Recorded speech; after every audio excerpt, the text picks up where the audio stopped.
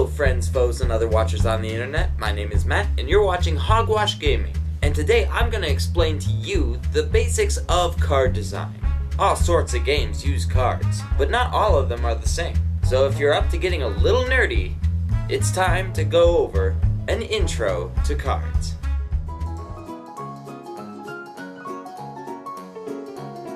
Now the first types of cards that I'd like to introduce you to are the board game cards. And these tend to be pretty simple.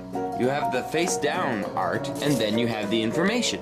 And these tend not to be super complicated. They usually just have the information you need to know, so then you can progress with the rest of the game. They usually don't need much design, but there are always exceptions. Let's move on to card game cards. Here's one of the most simple designs I know of. These are Skip-O cards, and they have a number in the corners and a number in the middle. And they're the same. Basically, what they wanted to achieve is to make sure that you knew this was an 11 card. That's all they were trying to achieve. Now you may be wondering why they have 3 of the same number on one card. I mean, there's one here, here, and here. Well, that relates to how the game is played. The bigger numbers are so when you lay it down, everyone can see what kind of card it is. The smaller numbers make it so you can see what kind of card you're holding, even if the cards are upside down in your hand. Let's move on to something a little more complicated. These are your typical playing cards, but just like Skip-O, they have the same function. They have all the information you need in the center, but they also have all the information on the corners. Just like in Skip-O, this is so you can have cards in a hand and you can still see what you have. Now there are some games like Pit where you want to be a little more ambiguous. You want to be able to sneak things around. So these cards are very similar in design, and it takes looking very closely to make sure you've got the right one. Now in this case, the points don't matter until the end of the game. So really, all you need to see is what the commodity is. In some games, like Raise the Roof, the art isn't exactly that uniform, but each card has its own kind of look. So you can tell that these are definitely strike-ended cards, and these are room cards. So it's easy to tell even if you can't read them all. In Dominion, they have a more complex design, but it still works the same. First off, you have to notice that victory cards are green, treasure cards are yellow, and action cards tend to be gray. But you'll notice some similarities as well. First off, you have the cost of the card in the same lower left corner. You'll have the information in the center. You'll have the type of card on the bottom.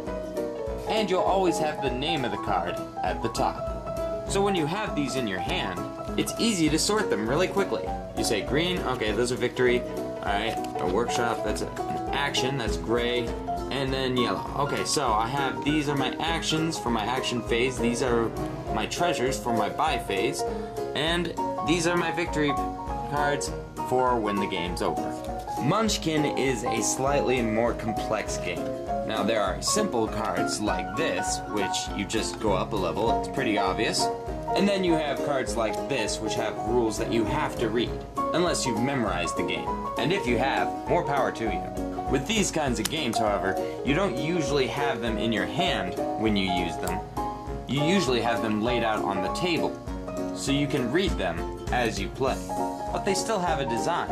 They always have the name on the top, they always have the bonus at the top if they give one, they always have the value of the card in the bottom, and the same goes for the type of card, if those rules apply. Similarly, the monster cards also are played on the table, so everyone has a chance to read it.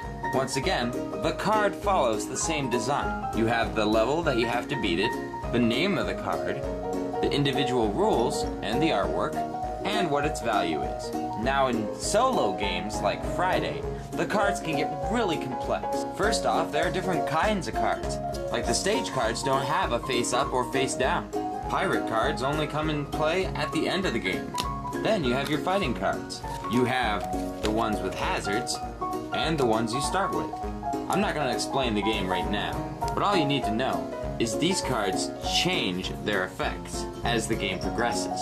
It's really complicated, and you need to know the rules in order to understand all of the information on this card. They follow the same design. The number you really need to know is right here. The name of the card is right here. And the effects of the card is right here. So I don't know if you're designing your own card game or if you're just wanting to learn more about these, but these are some of the basic things that you need to know if you want to make a card game that'll run smoothly and quickly. So until next time, this is Hogwash, over and out.